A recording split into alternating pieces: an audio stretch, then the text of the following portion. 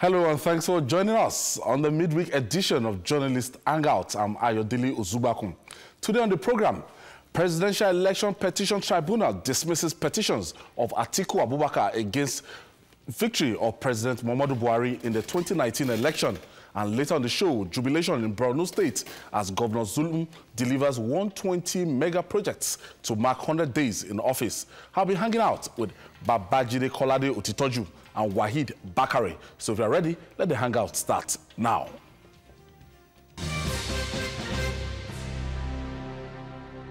The pressure balloon hanging over the legal battle regarding the outcome of the 2019 presidential election in Nigeria has finally been punctured. The tension it has generated has died down as the 5-man presidential election petition tribunal has determined the case. The chairman of the tribunal, Muhammadu Garba, who delivered the lead judgment, dismissed the petition in its entirety and affirmed the victory of President Muhammadu Buhari in the election. Bajire, we've been waiting for the judgment, and as after the election, after INEC declared Muhammadu Buhari as the winner of the presidential election that was held in February, Atiku Abubakar went to court, and so in his right to go to court, to exercise that right, and raised some issues. He raised the results being transmitted to a certain server. He raised the issue of the even legibility of President Muhammadu Buhari to stand for election because of his certificates, because of the controversy surrounding the certificates issue of President Muhammadu Buhari as stipulated in the Constitution. Now we've seen the way the tribunal has gone ahead to dismiss most of this ground, all of the ground in which Atiku Abubakar tried to plead. So where do we go from here? We know naturally they might go to the Supreme Court, but what do you make of this judgment? Well, the judges have worked really hard, no doubt about it, to address all of the cases that arose within the main petition itself. And it's interesting, some of the pronouncements coming from those judges. For example, it is the considered view of the court that a person or a candidate is not required to attach his certificate to Form CF-001, that based on the Electoral Act, you are not required to attach your certificate, your qualification, to Form CF-001. So that is established. So President Buhari's certificate has not been located. What the judges are saying, look, the law does not say he must produce a certificate. What the law says is that the person who wants to contest for the presidency must be educated up to secondary school level. It does not say that he should produce, that he must pass that exam. Secondary level. He must pass. He could fail the exam, but he must be educated up to secondary school level or equivalent. Or its equivalent. And what this then means is that that person will be deemed to be reasonably literate once he has secondary education.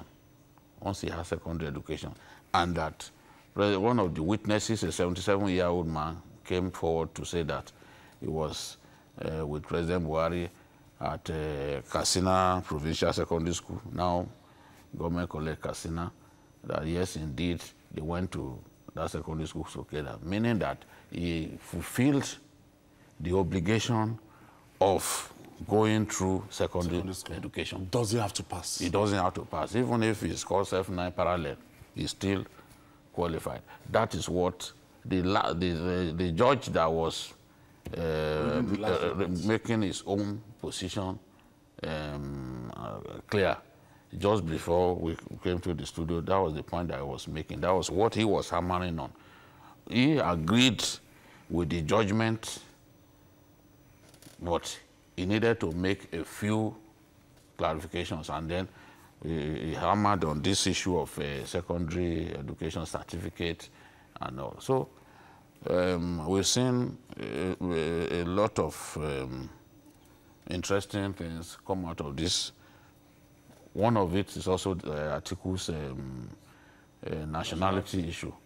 The court affirmed that it is not within its powers to determine that matter, because it's really not it's a pre-election matter. When you look at it, it's not something that arose from the conduct of the election itself. Okay. So not that was its jurisdiction. Yeah, it's not in its place. It does not have the power to decide pre-election matters. You know, so that's the. Wahid, looking at it, there was this controversy over the server, the certain central server in INEC, where you have election transmitted, the result transmitted, and we see even had people showing us videos of resident electoral commissioners that was talking about this same server in INEC, that after collating their results in the states, that they send it to a certain central server and this, but the court is saying, no, you've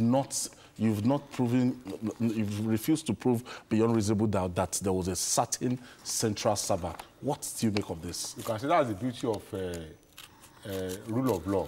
You know, I did say it on this same program that, you know, when people are saying that we should not have bothered to go to court, if Atiku hadn't gone to court, some of these things that we are now knowing, there's no way we would have known them. Because if the law is there, we are not making use of it. It's just regarding dust. But let's put to test some of these are laws from time to time. It will help us. We now know that according to, in the eyes of the law now, there is no provision for electronic transmission of results, according to what the court says. So you can't say there is any transmission. Electronic transmission. There's nothing like that. You know, we also got to know that, you know, Buhari is not only qualified, he's also eminently qualified, according to the court. It says he's eminently qualified. So the issue of he has no certificates does not even arise at all. You know, the court has also faulted that. Adjective, eminently. That was the exact word. He said, let me read it out. There's no doubt that he's not only qualified, but also eminently qualified to contest the election, as shown by the evidence presented by the petitioner. You know, the onus of proof was on the PDP and Atiku to prove that he didn't. But the court said, no, you have no proof whatsoever to show that these things, some of the issues you are raising, they are genuine. You have no proof to show that. You can see the beauty there now. If they have not gone to court, now we now know that you don't have to, like Jide said, you don't have to attach your certificate to form CF001.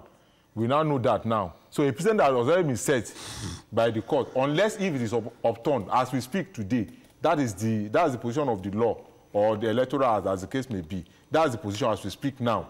Maybe if they now go to Supreme Court, they will now say, okay, it's not that way. But as we are speaking now, that's the position of the law, and there's nothing anybody can do about it.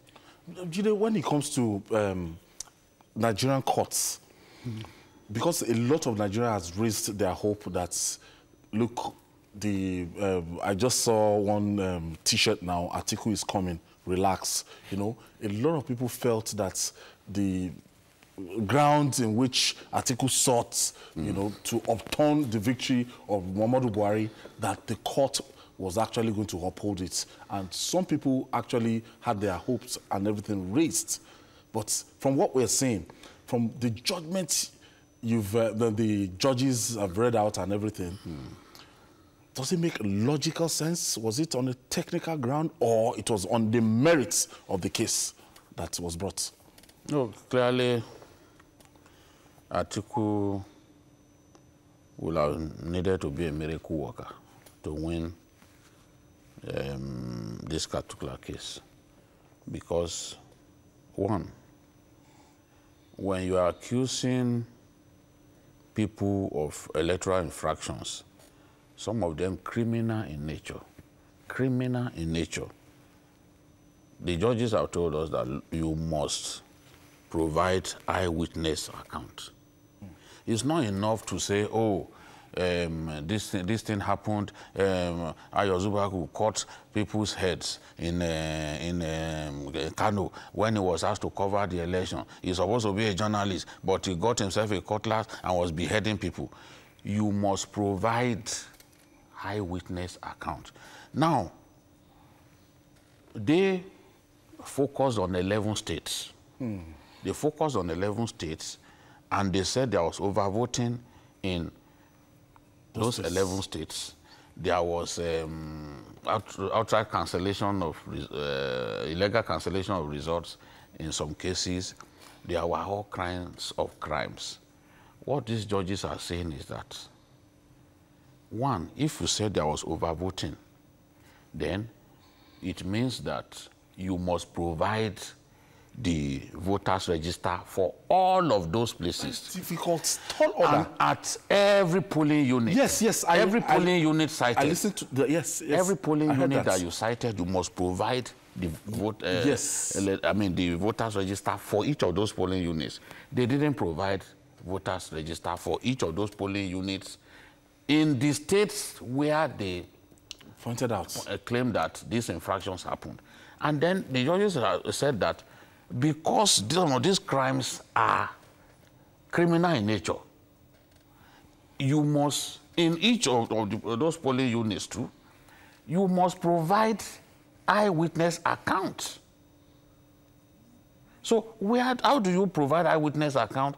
You can see when the judge said they provided 62 witnesses, he affirmed that the 62 witnesses were simply not enough to prove that Atiku won the election. So if you are saying there was overvoting and all that, you must provide voters register. They will now, so from the voters register, you will show the evidence that you will show that yes, the number of voters registered in this polling unit is 20, but the result turned in was 40. But without providing the voter register, you cannot prove that. And I think what mortally damaged the case, Atiku's case, was the fact that the so-called star witness was not even present in any polling unit. He didn't see any of those infractions by himself. So the evidence that he provided the court, he led before the court, was hearsay. He admitted that he was in the situation room of Atiku.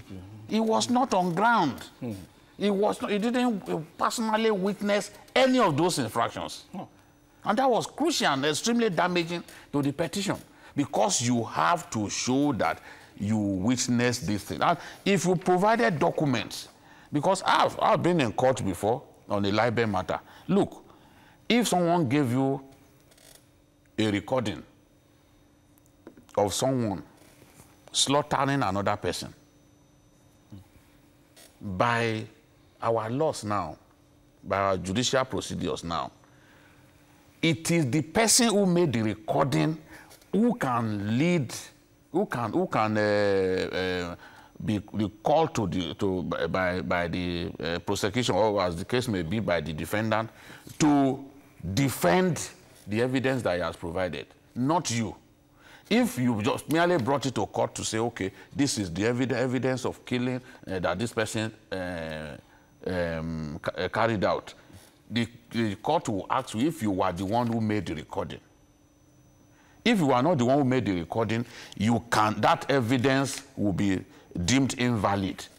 It has the prosecution or the defendant must bring the person who did the recording to come and lead.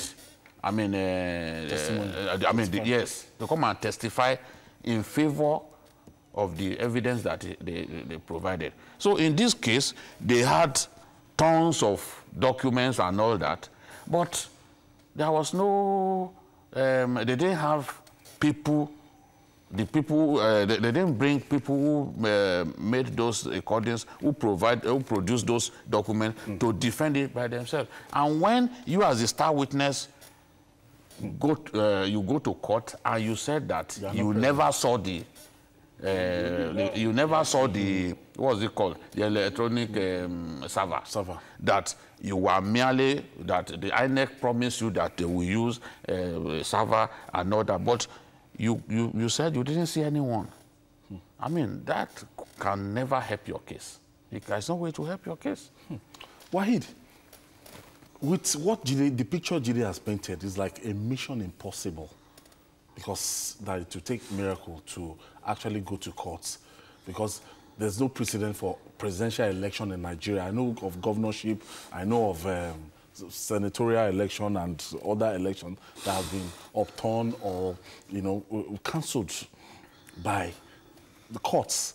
But we are yet to get to a stage in Nigeria that presidential election, you get enough across 774 local government, across the 120,000 polling units that we have, to be able to lead your evidence and prove, according to what they used to say, beyond reasonable doubt. That's the key word. Yes, well, maybe that will be based on sentiment. I don't think there's anything in the law which says that the presidential election cannot be upturned. It is possible. I think we will get there. If there are enough evidence before the court, they will upturn it. Look at the issue of one of the allegations leveled against the raised by Atiku was that security agencies, they were involved in massive rigging in favor of APC. And they said, why can't you join them? It's like you want to shave somebody's head behind him. You said this person committed this infraction. You did not join them as a defender. Come and defend themselves. So these are some of the grounds in which the tribunal use. I think this is technical, Abi. No. It's criminal in nature. It's criminal in nature. You said the accusation. Somebody committed an infraction. Them is criminal in nature. They said, why can't you join them as a defender? They are an interested party. It's like I said, I'm a thief. If I'm a thief, at least I have the right to come and defend myself.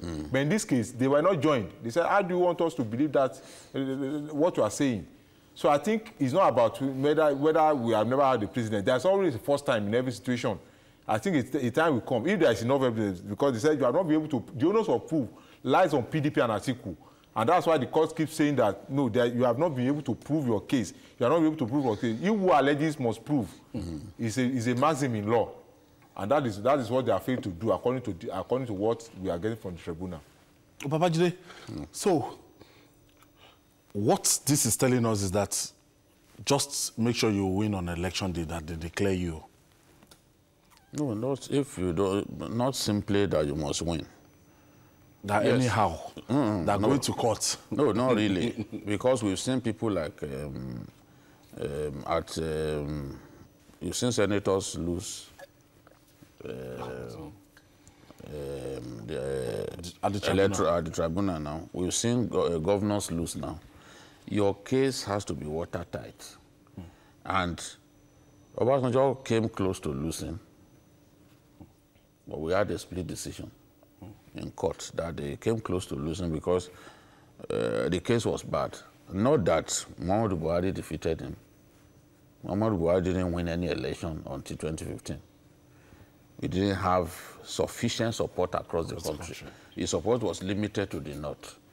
But he was able to prove that the election was characterized by massive vote rigging. Even where PDP didn't need to rig, where Buhari didn't even have agents, where Buhari didn't even have agents at world level and all that, where he would win, they would have defeated him easily. They still went ahead to falsify figures. And we had in the case of Ogun State, the actual total votes returned was higher than the number of registered voters in the area. During the time of Professor Morisiu? Yes. Buhari couldn't have defeated Obasanjo in Ogun State. I said we are deceiving ourselves. He couldn't have defeated him. He didn't have that cross-country popularity at that time until he began to work with the Tinubus of this world. And his base was expanded. When those parties came together. Yeah, the legacy party. Yes, when they came together, you know, 2013, 2014, that was when he became a national figure. Yes. Remember people like El-Rufai used to even taunt him that he was a peripheral sectional political force. But this is history. A lot of people today will say, he won elections several times, they didn't allow it. It's a lie. He never won any election until 2015. That's 2003, yes. 2007, this 2011. This is the truth. The only time that he won an election was when they all came together in 2015. We came together 2013, 2014. Came together, formed the APC. And then had a base in the south. Yes, he's always, you know what Tinubu said was, look, with this fellow, our 12 million votes are guaranteed. We don't even need to spend so much money. Because the kind of support that he has in northern Nigeria is unprecedented. I don't think any politician is that Nobody has ever had popular. The video of Buhari when he went to Bauchi and people rushed to the tarmac just to receive him. You still remember? Yes. That was what caused me to nickname him the super tanker of Nigerian politics. It was just a case of looking at what a super tanker is and that imagery of a super tanker. The plane was about descending and people just rushed overran the wrong way, overwhelmed the security people, and wanted to hold the aircraft. That was what we began to see. You know, that was what we now began to see replicated in some states. He was supposed to inaugurate some projects in Kano. He couldn't get there because the crowd was too much. At the point, they had to stop. In Maiduguri, he couldn't even climb the podium. No time. In those years when he was contesting, did we see such images? Because the moment they galvanized support for him across board, and it looked very likely that he will win, he became even a much more formidable and popular candidate. This is the truth. This is history. All of those years, he will win in the far north and will not do well in the south. In the south. Southeast, southwest. You need people to work for you. You need people to work for you to be able to win. If he was left to be who he used to be, they will have used money to defeat him at the primaries here in Lagos. If he was left on his own. 2015, Atiku would have defeated him, yeah? They would have used money to defeat. Even Kwakwanso too, they had so much money. They will have used money, they will have bribed the delegates, and they will have defeated him. This is the thing. When the time comes to write the true Buhari story without sentiments, these are the things that will go into it. Not for someone to say that he won elections several times, but the elections were rigged. Yes, PDP will rig even when they do not need to. They had that tradition, even when they did not need to. But that does not mean brass. on rainy days, people will still come out and vote. The figures 120,000, the number of registered voters, everybody. Let me tell you, when we fully reform our electoral process, and at every point we use the card reader, a lot of those votes that you are hearing, those numbers? No. Because when we have genuinely honest electoral officers, INEC, Rex, and the rest of them, who will be willing to cancel invalid votes, where people fail to use the card reader, you start seeing votes return like 500,000 to 300,000 in places where you used to hear millions. This is the truth. All right, it's still Journalist Hangout. We take this break. When we come back, we're still on the reaction to the Presidential Tribunal.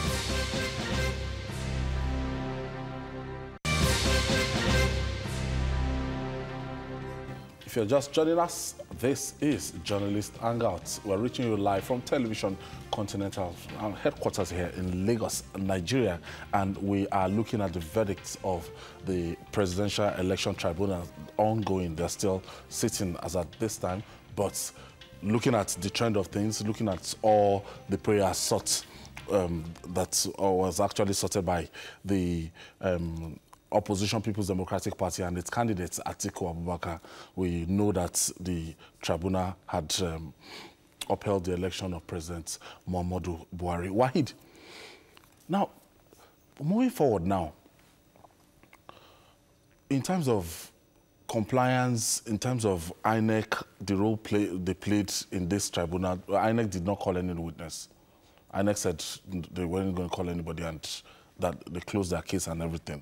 Now, was INEC in any way partisan?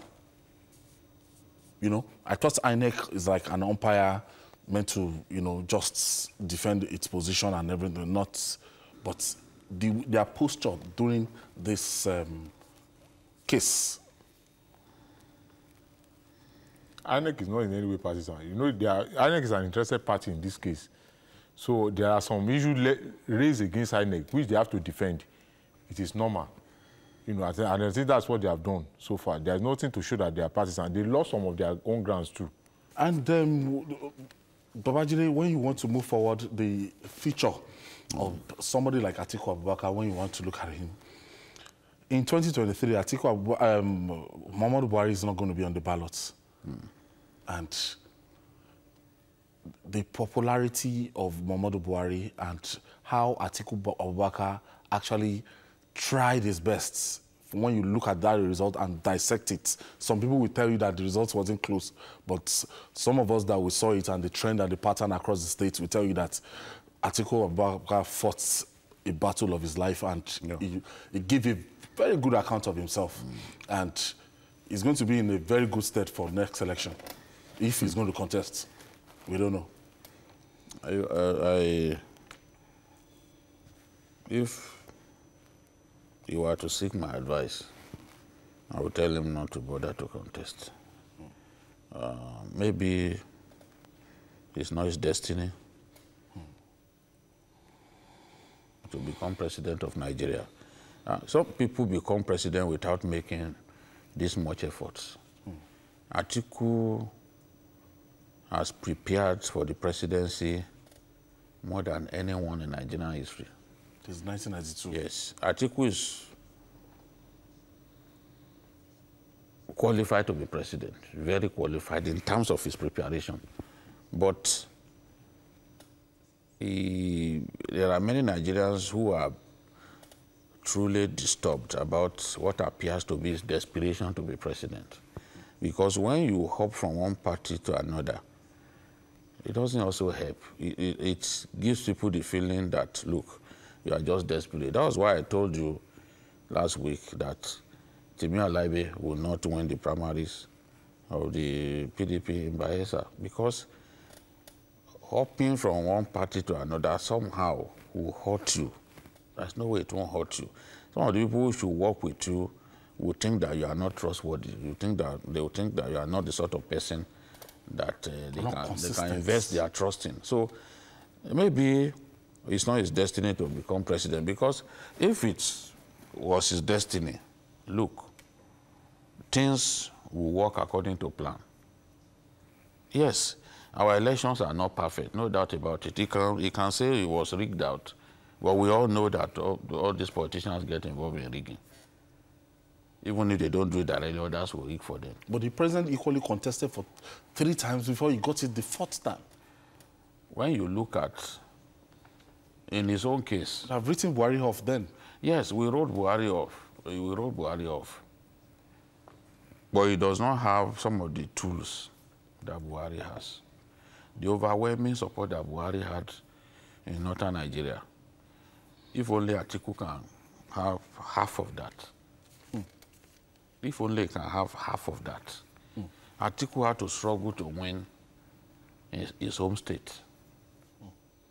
He had to struggle to win Adamawa. Buhari has never been in such a situation. With the people in northern Nigeria and the far north especially, Atiku has never, Buhari has never had to tell them, please, please vote for me. He has never had to struggle for their votes.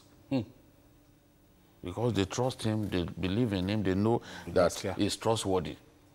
They can invest their trust in him. And every time he lost, the people renewed their faith in him. But they don't have that kind of, Atiku does not have that kind of gravitas in northern Nigeria. It's a fact. In the south, his support base is largely in the south. It's a lot stronger here.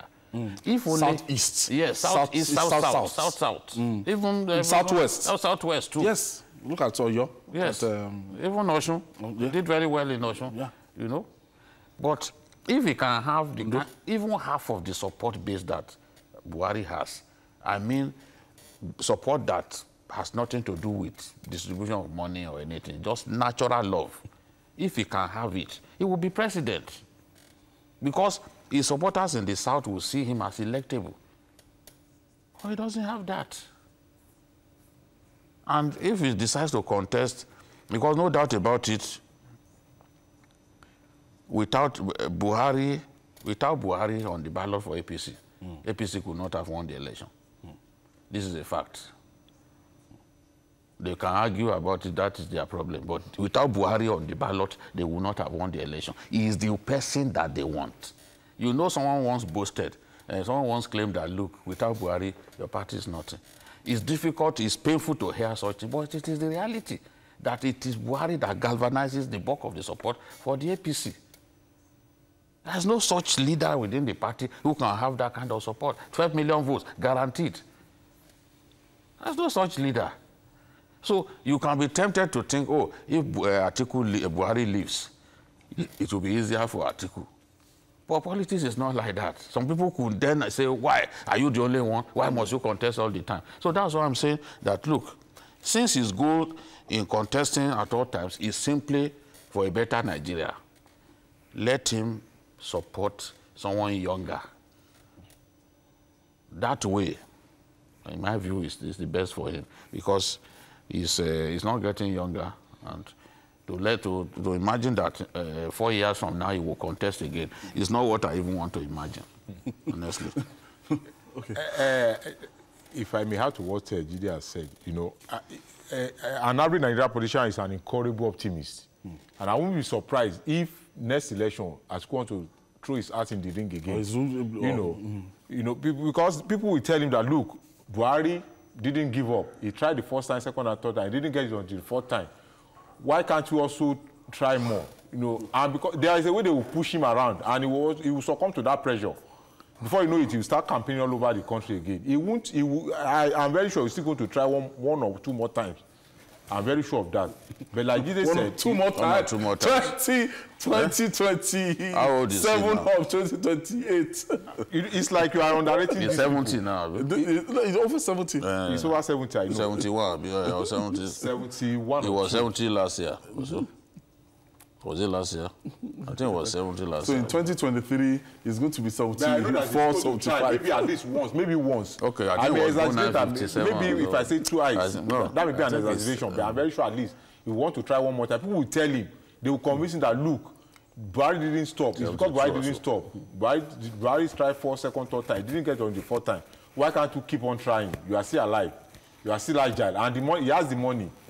Whether we like it or not, he has the money. Everybody can be, you know, Abraham Lincoln. He won't see it like that. That's why I started by saying that the average Nigerian politician is an incurable optimist. He will also look at the positive side of things. He won't look at the negatives of it. He will say, oh, Buhari that gave you problems is no longer there. Who is the person that they want to push forward now? You are about the most dominant politician in the country. There's a way they will deceive and push him here and there. And before you know it, he will succumb and he will say, we want to contest and collect his money. But Jide, now is the time. After the let's say let's say Atiku or PDP might want to go to the Supreme Court, which they have the liberty to do and everything, so to decide. But for the Ninth Assembly right now is the time to start looking at our electoral acts. Yes. To start looking at those things that actually give us a problem during the last election. And that act that wasn't signed by Mr. President, what we need to do, bringing it back, you know, dusting it, but we need electoral reforms. Yes, we really need it. This last time, I thought that Mr. President should have given his assent, but he took that decision. That's politically. Well, he had his reasons. I cannot think for him, but if I were in his shoes, I would have signed. Now we have an opportunity to make it better, and we have to continue to work on our on the reform of our electoral process, we have to get to that point where at every point we can be sure that only the person who deserves to win an election wins. Not rigging, not soldiers harassing people, not courts even giving... No, so yes, so let me tell you, when people are sure of the fidelity of our electoral process, all of these court cases will disappear. And we can use technology to actually improve our processes. It does not dignify us to say that, oh, up to now, electronic transmission. Abubakar is calling us from Niger State. Thank you for joining us, Abu. Yeah, good evening, sir. Good evening. Good evening. Good evening. Yeah. Good evening, Mr. Hayo. Good evening, Mr. Chide and the gentleman. All right, go ahead with your contribution. Thank you very much for your wonderful discussion. People are talking very well this evening. Okay. I wish Vice President Atiku Abubakar will look beyond becoming the president of Nigeria by supporting the economic growth and development of the country. Just like what other elder statesmen are doing in other parts of the world. I think he should try and see what he can do for Nigeria, not until he becomes the Nigeria president. Okay. There are other things I believe he can do, issues of supporting human capital development, especially in the north. Thank you very much, sir. Thank you, Abu. Thank you. So we have to reform our electoral process. Electronic voting, we have to take a look at it. Whatever will make it impossible for someone to rig an election is what I want to see. The way it is now, rigging is still very much part of our elections, and all the parties are guilty. You know, all the parties. We are not politicians. We are not card-carrying members of APC or PDP, so we'll tell the truth. At worst, you will go and abuse us. Some funny lawyers will be abusing us because that is a career that they have opted for, having not been successful in their chosen profession. They made a career out of abusing us when they say this. Lawyers. Yes, having not been successful and prominent in their own profession. But it is the truth. No, people who can write good English, how can they be good lawyers? So the truth is, this is the thing, all the parties are guilty. At your level, you rig. When you have the opportunity, you rig. We must get beyond that. We must develop beyond that level. Let's reform the process. Look at India. As big as India is, if they do an election today, you can't rig. The people will know who will win. So we must get to that point in Nigeria. In South Africa, if the ANC had the opportunity, won't they have rigged the municipal elections, even in their own strongholds? Yes. Nelson Mandela Bay, where some of their biggest heroes came from, they were defeated, but they accepted it. Everyone could see that it was transparent. That is what I want to see in my country. Let's get to that. For God's sake, let's get to that. I hope our politicians will be less selfish and think of the future, because one day, you people, you too will want to see a transparent election in your favor. And if it does not favor you, you will now be shouting because you have been cheated. All right, we'll take this break. When we come back, we'll talk more. It's still Journalist Hangout. Welcome back. Let me take you to Borno State now. They called him Mr. Construction. Now, he's attracting another appellation as Buhari of Borno State due to his growing popularity among residents. Governor Umaru Zulum is living up to expectations in terms of reconstruction and rehabilitation works in the insurgency-ravaged Borno State. 3 months of his administration has witnessed infrastructure development. He spoke with Babajide in his efforts to continue from where his predecessor stopped. Let's start from his efforts in rural electrification.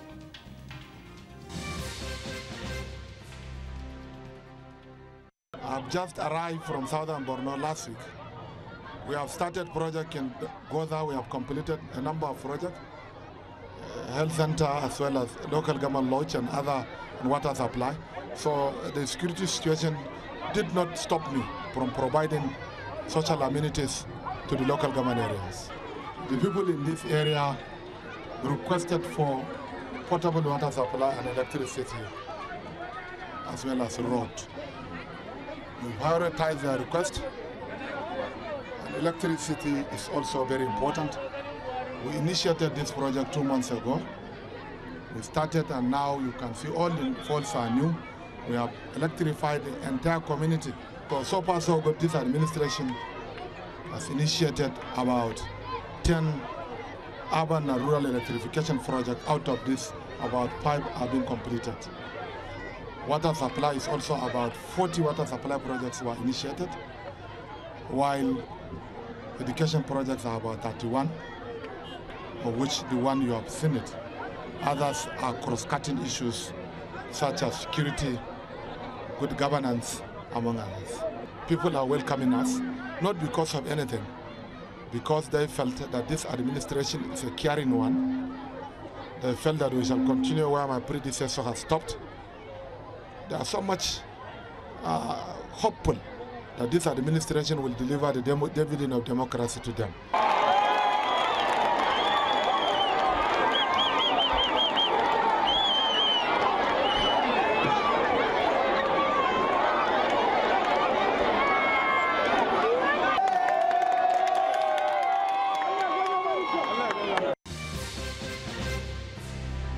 I think I'd like to congratulate the former governor of the state, that's Governor Shettima.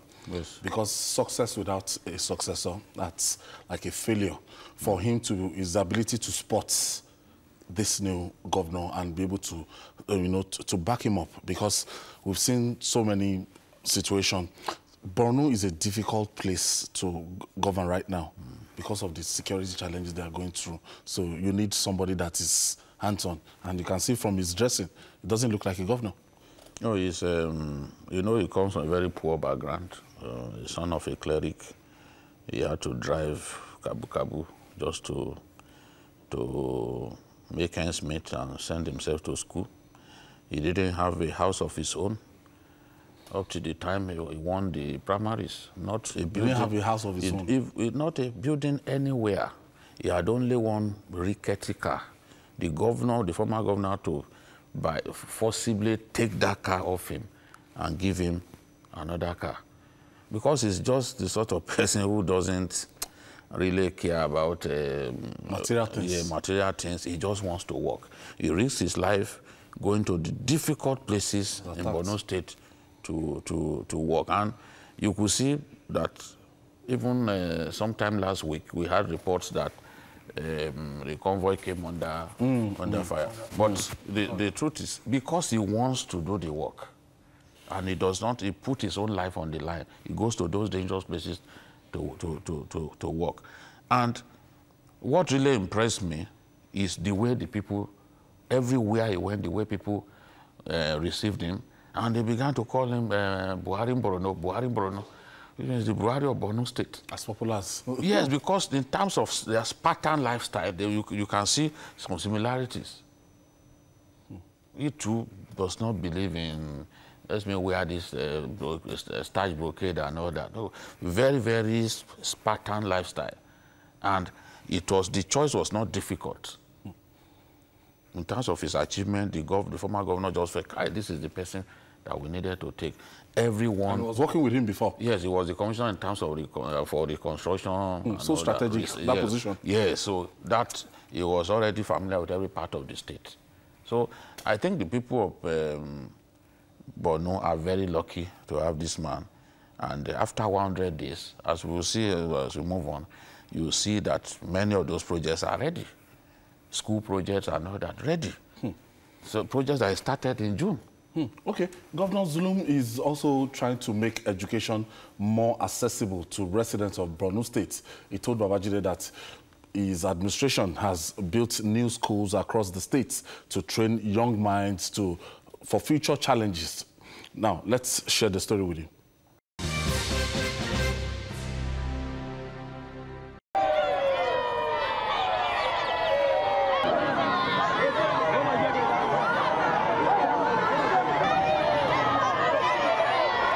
The foundation ceremony of this edifice precisely on 14th of June 2019. We came to this area, and then the population in this area demanded for a school. So what this administration is trying to do is to ensure that projects are being initiated and implemented according to demand. It's the demand of the entire population of this world that they are needed to school, and therefore we have provided schools to them. I think you are aware that this is a primary school, not a secondary school. So, God willing, full academic activities will resume in this school this September. So practically the project is being completed, but we are now ensuring finishing touches. We have about 41 projects with respect to educational projects in the state that we have initiated 41, and this is one of them. In total, we have about 121 projects, and then government will ensure that all the classrooms are air conditioned. Furnitures are being provided. As you have seen, we have started installing them. Recruitment of teachers is also one of the cardinal objectives. So the issue is not only constructing the school, issue of provision of basic necessities like qualified teachers, books and others. The government has procured all the furniture, we have procured all the books, and we are in the process of recruiting the teachers, and they shall be deployed to this school latest by next 2 weeks.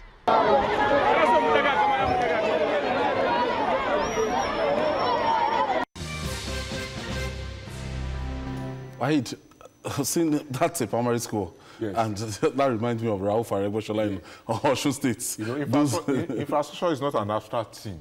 If they are there, they are there. People will see them. Conceived by the man on 100 days. I thought he inherited it. For instance, if you are on a bus, for instance, and you fall asleep, if you are driving on a smooth road, you will know. If you are on a rough road, you will know. Even while you are, because there is no way you won't feel it. You know, and there have been a lot of misconception about the first 100 days. For me, nothing tangible could be achieved in the first 100 days. But at least you have an idea of where that government is going in terms of projects that have been done. But we have a situation whereby somebody has completed 120 projects in the first 100 days. How many governors can showcase such in Nigeria? How many of them can showcase such, especially in a place where there is insecurity challenge? Yes. You know, of the 120 projects, he said 61 are in Borno Central,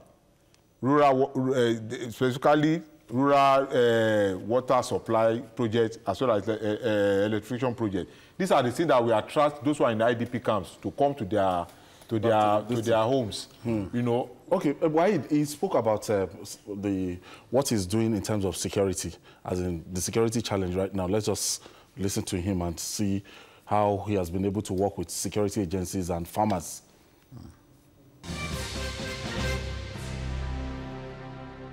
This administration had procured not less than about 160 new vehicles to provide security to the citizens of Borno State. In addition to this one, we have also increased the allowances of the hunters and civilian JTF so that we shall motivate them. Most importantly, as you are now looking at these vehicles that we are having now, we are trying to establish an emergency response unit.